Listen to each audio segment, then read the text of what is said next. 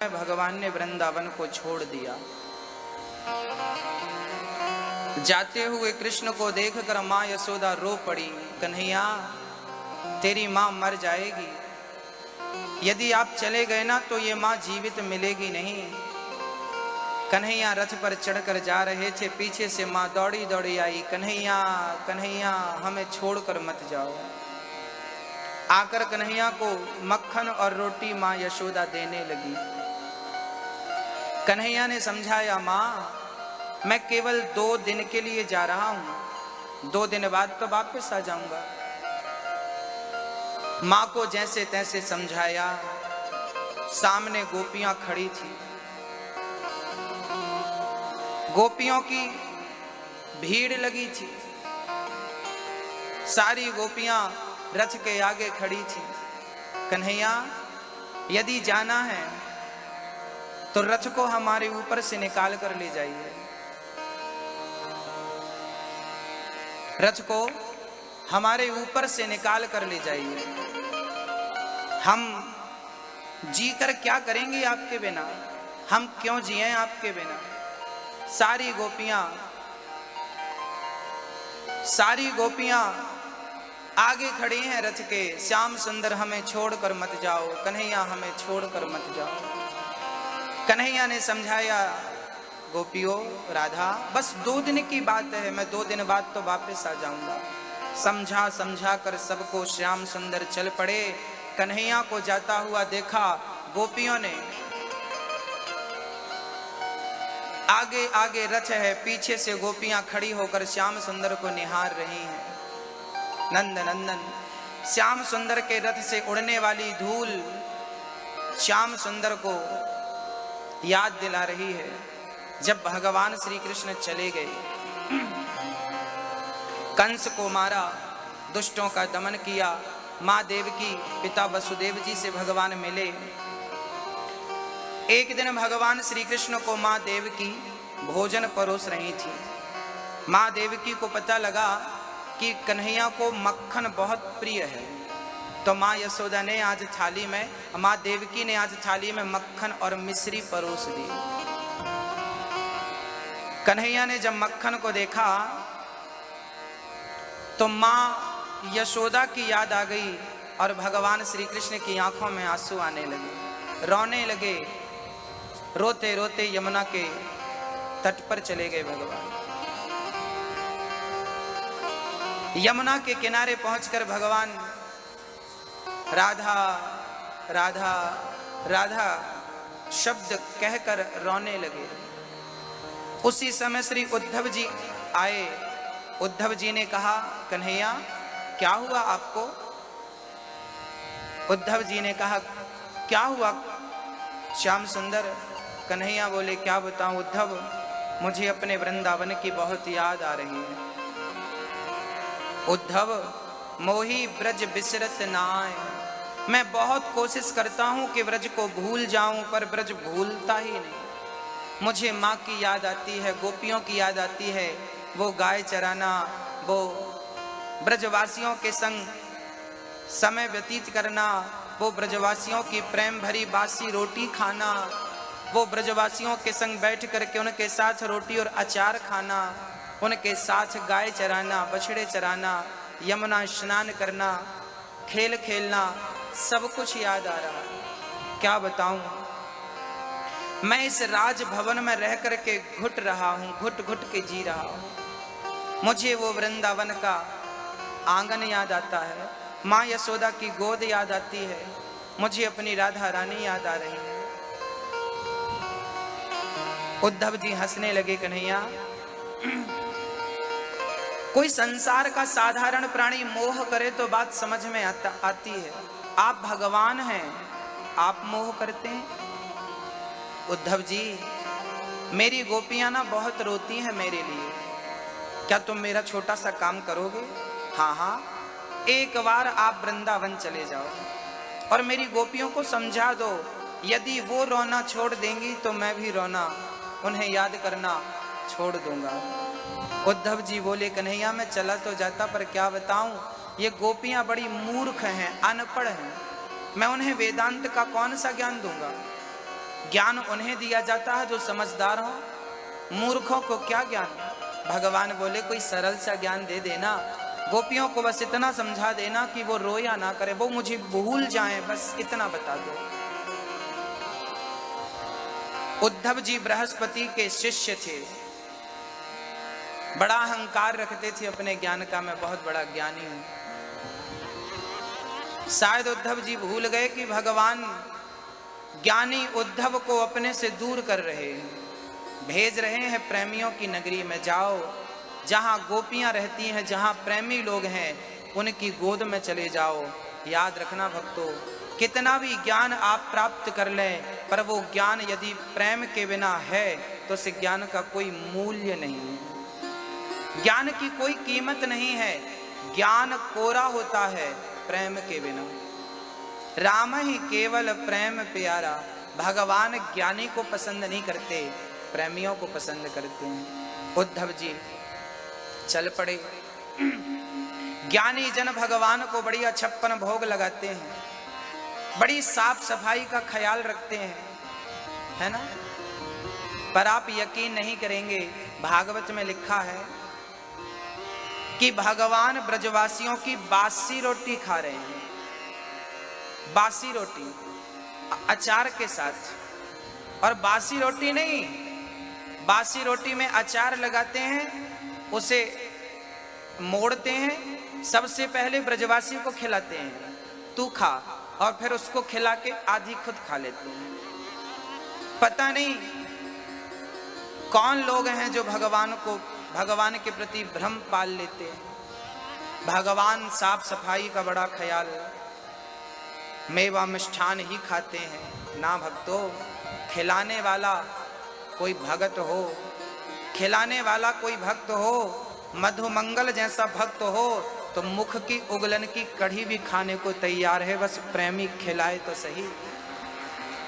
खिलाने वाली विदुरानी हो तो भगवान तो छिलके भी खाएं, खिलाने वाली शबरी हो तो जूठे बेर भी खाएं, खिलाने वाला सुदामा हो तो सूखा चावल भी खाता है।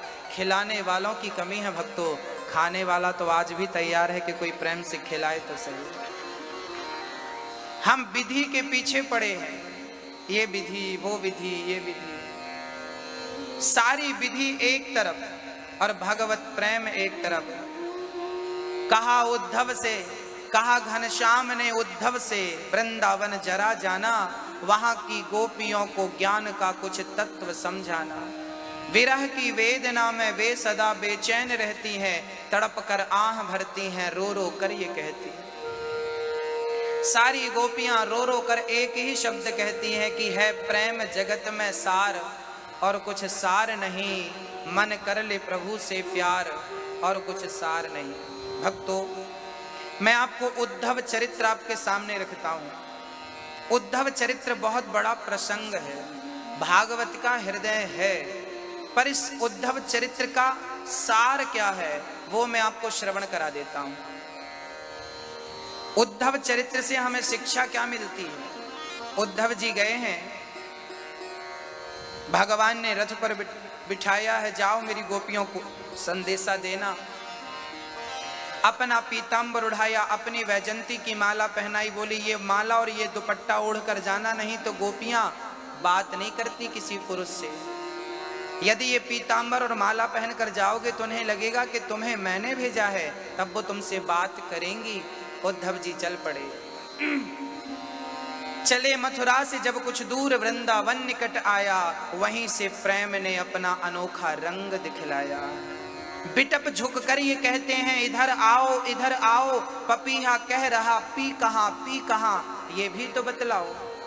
मानो जब उद्धव जी वृंदावन पहुंचे ना, तो वहां के बिटप अर्थात वृक्ष झुक रहे थे, मानो वो वृक्ष कह रहे थे उद्धव जी यहाँ आओ और मेरे श्याम सुंदर का संदेशा पहले मुझे सुना जाओ। पपीहा पी कहां कह रहा, पीहा कहता पपीहा, मानो पपीहा कह रहा है कि उद्धव जी आओ मेरे पास और मेरे श्याम सुंदर नंद नंदन कैसे हैं, जरा ये हाल मुझे सुना जाओ। नदी यमुना हरिहर का शब्द सुनाती है, भ्रमर गुंजार से भी यही मधुर आवाज आती है। नदी यमुना कहती है, मानो वो कह रही है उद्धव आओ और मेरे श्याम सुंदर का संदेशा सुना जाओ। भ्रमर गुंजार भौरा पुष्पों में गुंजार करता हुआ उद्धव के आसपास घूमने लगा, मानो वो भौरा कह रहा है कि उद्धव जी बहुत दिन हो गए कृष्ण को देखे हुए, बताओ मेरे प्रियतम कैसे हैं, मेरे नंद नंदन कैसे हैं। जासु वियोग विकल पशु ऐसे, प्रजा मातु पितु जी हैं कैसे। जिन परमात्मा के वियोग में वहां के पशु पक्षी यमुना ब्रजवासी गोपियां, इनकी हालत ऐसी थी, उनके वियोग में उनके माँ बाप की हालत कैसी रही होगी कल्पना कर सकते हो। जब भगवान श्री राम रथ पर बैठकर वनवास गए तो यमुना के पहले राम जी ने सुमंत्र जी से कहा था, सुमंत्र जी अब आप वापस चले जाइए।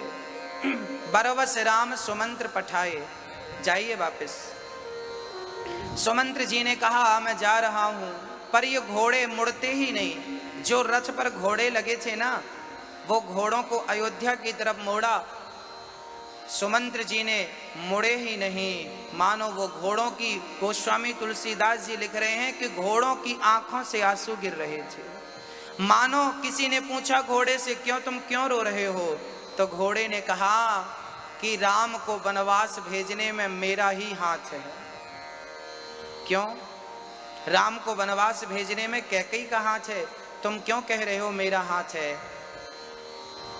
घोड़े ने कहा कि मैं अभागा हूं, राम को अयोध्या से मैं रथ पर बिठाकर यहां जंगल ले आया और अब यहां छोड़ दूंगा, मुझे पाप लगेगा।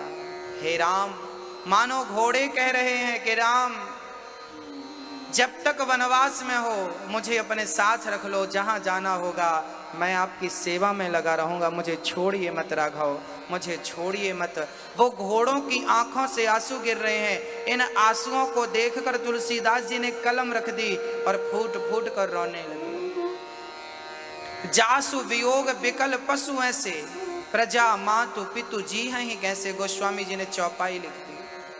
जिनके वियोग में पशु पक्षियों की ये हालत है, वहां इंसानों की क्या स्थिति रही होगी। भक्तों, उद्धव जी आए, उद्धव जी का दुपट्टा कांटों में उलझ गया, मानो कांटे कह रहे हैं उद्धव जी से, उद्धव जी यहाँ ज्ञानी बनकर आए हो तो ज्ञान का पहाड़ा हम तुम्हारे दुपट्टे के जैसे फाड़ देंगे। यहाँ ज्ञानियों का प्रवेश नहीं, यहाँ तो प्रेमियों का प्रवेश है। ये वृंदावन है, श्रीधाम वृंदावन में जैसे उद्धव जी आए, अलग खुशबू थी, अलग आनंद था। उद्धव जी को ब्रजवासी मिल गए।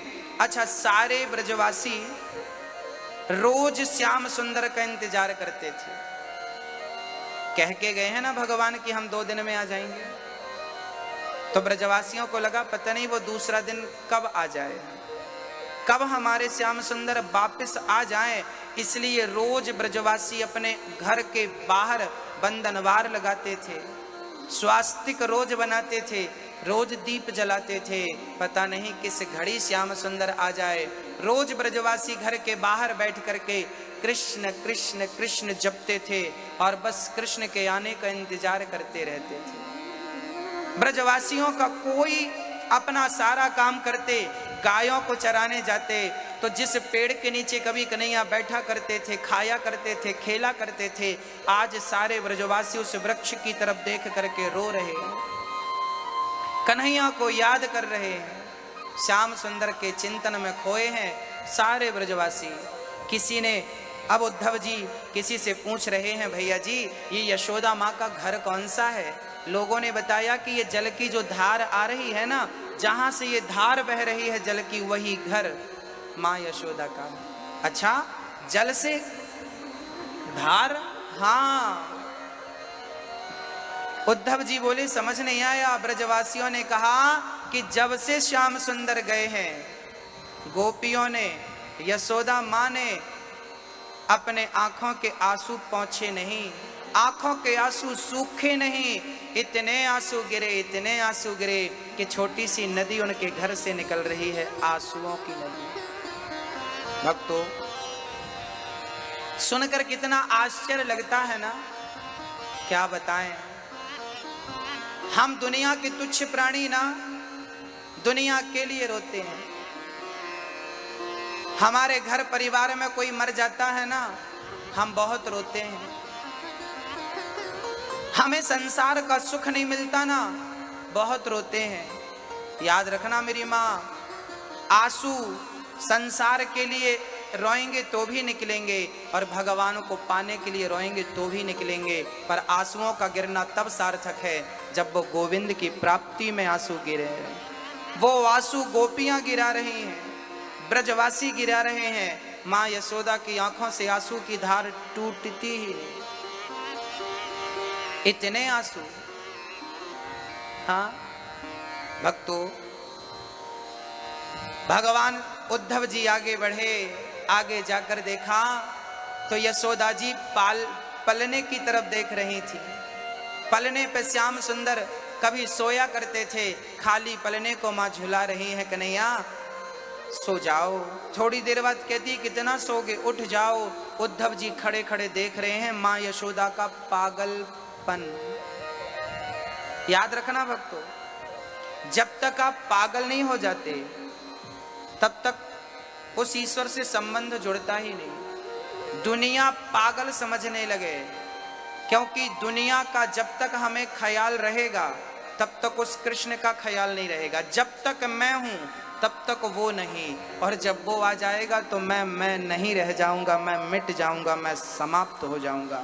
मैं अर्थात अहंकार, अर्थात मिश्री जैसे पानी में घुलकर एक हो जाती है, हाँ ऐसे भक्त भगवान में मिलकर जब एक हो जाए, यही जीवात्मा परमात्मा का मिलन है। वो स्थिति माँ यशोदा ने प्राप्त कर ली थी। जब मैं था तब वो नहीं, अब वो है मैं नाए। प्रेम गली अति सांकरी, जा मैं दो न समाए। प्रेम की गली बड़ी संकीर्ण है भक्तों, याद रखना, यहाँ दो लोगों की गुंजाइश ही नहीं है। प्रेम की गली बड़ी सकरी होती है। माँ यशोदा श्याम सुंदर का श्रृंगार कर रही है, भाव से बिठाकर कभी उसे काजल लगा रही है, कभी कंघी कर रही है। कंघी लेकर यूं ही कंघी घुमा रही है माँ यशोदा, काजल लेके यूं ही हाथ में काजल लगा रही है।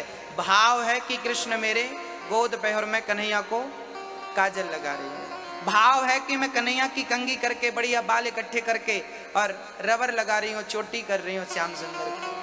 भाव है वो कपड़ा उठाती है माँ और भाव बनाती है कि श्याम सुंदर मेरे सामने खड़े हैं और मैं उन्हें वस्त्र पहना रही हूँ। उद्धव जी सब कुछ देख रहे थे। तभी उद्धव ने आवाज लगाई, मैया ओ मैया। माँ यशोदा को लगा मेरा कृष्ण आ गया। मैया कहकर तो वही बुलाता है ना। अब पलट कर देखा तो कृष्ण का पीतांबर उद्धव जी ने ओढ़ रखा था। मैया तो भ्रमित हो गई, मेरा कृष्ण आ गया। दौड़ पड़ी, मेरा कन्हैया आ गया, मेरा कृष्ण आ गया, मेरा कृष्ण आ गया। दौड़कर उद्धव को हृदय से लगाया, मस्तक को चूमा, बालों पर सिर पर हाथ रखा, गले से लगाया। मेरे कृष्ण कहाँ चले गए थे? तुम्हें अपनी माँ की याद नहीं आई? कोई इतना भी निष्ठुर बनता है? क्या अपराध हो गया था मेरे श्याम सुंदर जो तू मुझे छोड़कर चला गया? मेरे कन्हैया अब मुझे छोड़कर मत जाना।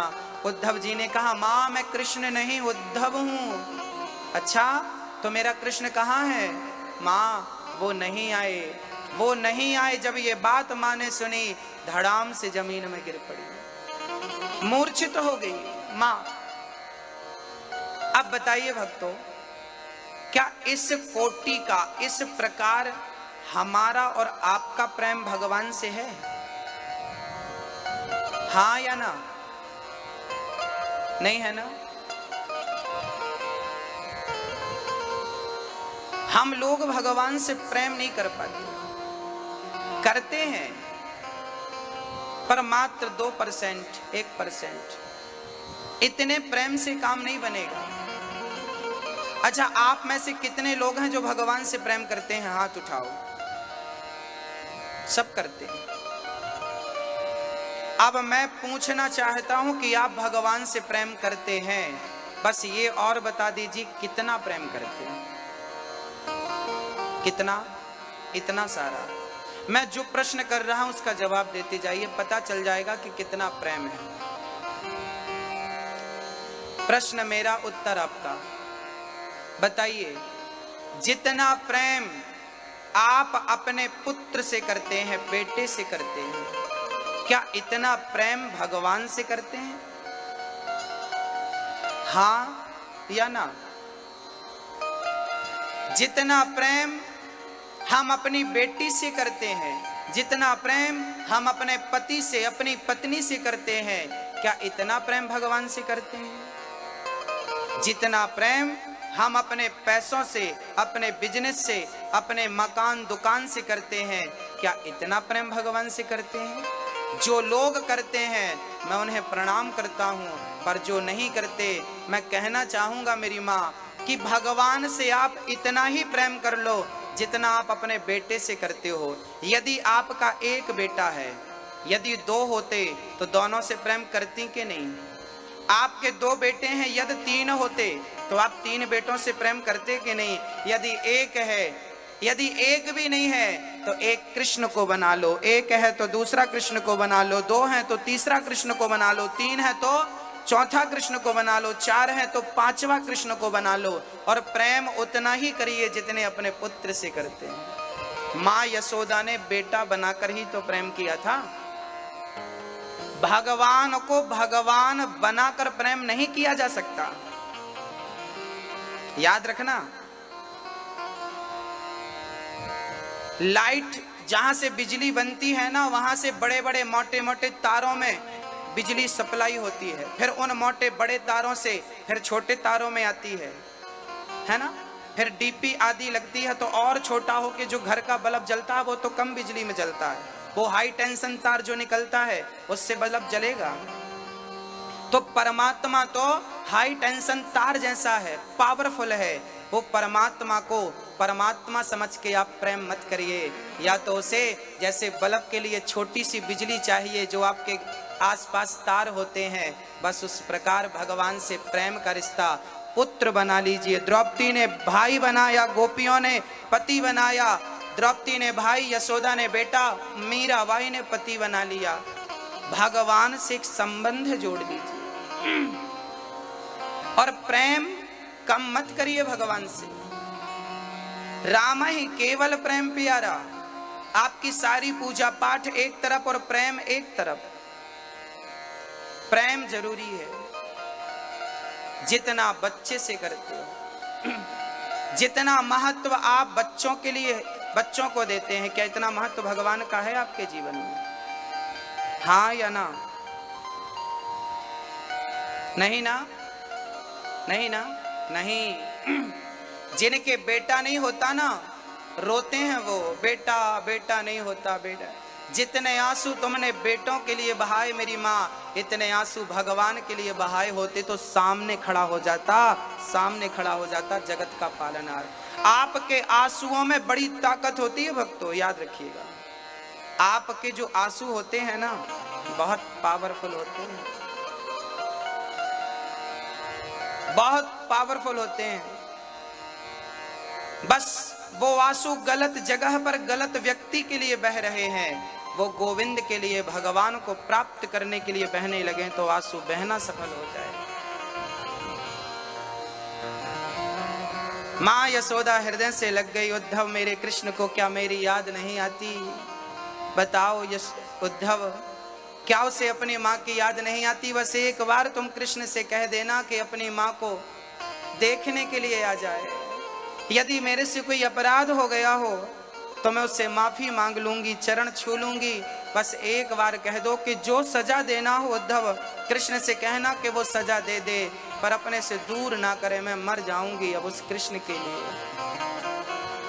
माँ यशोदा ने भोजन त्याग दिया था, केवल जिंदा थी तो पानी पीकर कृष्ण ने कहा था 2 दिन में आ जाऊंगा, बस 2 दिन का इंतजार। अच्छा, कृष्ण को आना नहीं था तो कहा क्यों था? भगवान ने कहा कि मेरी मजबूरी थी, यदि मैं कह देता कि मैं कभी नहीं आऊंगा मेरी माँ और मेरी गोपियां मर जाती। मैंने कहा है कि 2 दिन बाद आऊंगा, तो कम से कम 2 दिन के इंतजार में मेरी गोपियां जिंदा तो हैं, जीवित तो मिलेंगी मुझे, इसलिए 2 दिन का कहा था। भक्तों, भगवान श्री कृष्ण से बात करते करते रात्रि गुजर गई। गंगी नाम की गाय है। यशोदा ने कहा कि जब से कृष्ण गया है ना वो जंगल चरने जाती है ना वो कहीं जाती है, बस आंगन की तरफ टुकुर टुकुर देखती रहती है। वो गाय, जिस गाय का दूध कृष्ण पीते थे, आज वो गाय कृष्ण के प्रति व्याकुल है, भाव विभोर है। उद्धव जी स्नान करके सुबह गोपियों से मिलने गए। गोपियों ने देखा कि कोई उद्धव जी आए हैं, कृष्ण के परम सखा मित्र हैं। उद्धव जी को देखकर गोपियों ने कहा, वाह उद्धव, वो कृष्ण अभी आ ना सका, तुम्हें भेज दिया, कहो क्या भेजा है उसने हमारे लिए। गोपियों को उद्धव जी ने झोले से चिट्ठी निकाली, बोले कृष्ण ने तुम्हारे लिए चिट्ठी भेजी है। गोपियों ने चिट्ठी को ली और एक सखी ने चिट्ठी छीन ली, फिर दूसरी ने, तीसरी ने टुकड़े टुकड़े कर दिए चिट्ठी के, 50 टुकड़े हो गए। उद्धव जी हंसने लगे, वाह गोपियों, तुमने चिट्ठी के कई टुकड़े कर दिए, पढ़े तो नहीं, उसको पढ़ा तो नहीं तुमने। गोपियों ने मुस्कुराते हुए कहा, उद्धव जी क्या बताएं, हमने कृष्ण को पढ़ रखा है, उसकी चिट्ठी पढ़ने की हमें जरूरत ही नहीं। जिसने कृष्ण को पढ़ रखा हो उसे कृष्ण की चिट्ठी पढ़ने की क्या जरूरत है। उद्धव जी कहने लगे, कृष्ण ने मथुरा से भेजी है चिट्ठी आपके लिए। गोपियां हंसने लगी, वाह उद्धव, कह रहे हो कृष्ण मथुरा में? उद्धव जी बोले, हाँ कृष्ण मथुरा में है। उद्धव जी बोले, आप हंस क्यों रही हो? गोपियों ने कहा, यहाँ आओ, देखो वो कदम का पेड़ दिख रहा है, हाँ हाँ देखो वो कदम के पेड़ पर झूला बंधा है, हाँ हाँ देखो उस झूले पे कृष्ण झूला झूल रहा है। तुम्हारे लिए मथुरा में होगा, पर हम तो जहाँ देखती हैं हमारे लिए कृष्ण वहीं होता है जहाँ हमारी नजर होती है। आपके लिए कृष्ण मथुरा में हो सकता है, पर भक्त के लिए भगवान वहां है जहां उसकी निगाहें हैं, जहां उसकी नजर है। उद्धव जी को दिखाई नहीं पड़ा कि भगवान है, और वो कह रही हैं, देखो ये झूला, देखो भगवान ने पीला सा पीतांबर धारण कर रखा, देखो भगवान ने मुकुट पर मोर का पंख लगा रखा है, देखो कितनी सुंदर बांसुरी बज रही है। हाँ देखा उद्धव? अब उद्धव जी को कुछ समझ नहीं आया। उद्धव जी, एक सखी बोलो, उद्धव जी को समझ नहीं आएगा, ये जो कृष्ण है ना, ये एक जन्म का नहीं कई जन्म का कपटी है। क्या बिगाड़ा था उस सुपड़खा ने, बेचारी शादी करने गई थी, नाक कान काट के भेज दिया। क्या बिगाड़ा था राजा बलि ने, बामन बन के गया, लूट लिया सब कुछ। ये एक जन्म का लुटेरा नहीं है, जन्म जन्म का लुटेरा है, जन्म जन्म का छलिया है ये। हमने प्रेम किया था, हमें छोड़कर चला गया। अब उद्धव जी समझ गए, राम राम, मैं जिन्हें अनपढ़ समझ रहा था वो तो भगवान को जन्म जन्म की बात जानती हैं भगवान की। उद्धव जी समझने लगे, उद्धव जी के ज्ञान की गांठें खुलने लगी और प्रेम का रंग चढ़ने लगा, प्रेम का रंग चढ़ने लगा। और प्रेम का रंग इस कदर चढ़ा कि जब आखिरी में राधा रानी का दर्शन गोपियों ने कराया, चलो तुम्हें कृष्ण की प्रियतमा से मिलाते हैं। जब सारी सखियां उद्धव जी को राधा रानी के सामने लेकर गईं, तो राधा जी एक पेड़ की छांव में बैठकर बस कृष्ण कृष्ण कृष्ण कृष्ण का चिंतन कर रही थी, बस कृष्ण कृष्ण जप रही थी। बिल्कुल एक हड्डी सूख गई थी राधा रानी। उद्धव जी ने कहा, ये देवी कौन है? कहा, यही तो राधा रानी है।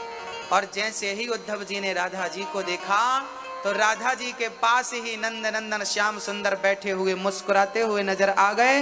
उद्धव जी को आश्चर्य का ठिकाना नहीं रहा कि जिस कृष्ण को मैं मथुरा छोड़कर आया हूं वो यहाँ बैठा है राधा जी के पास। जाकर देखा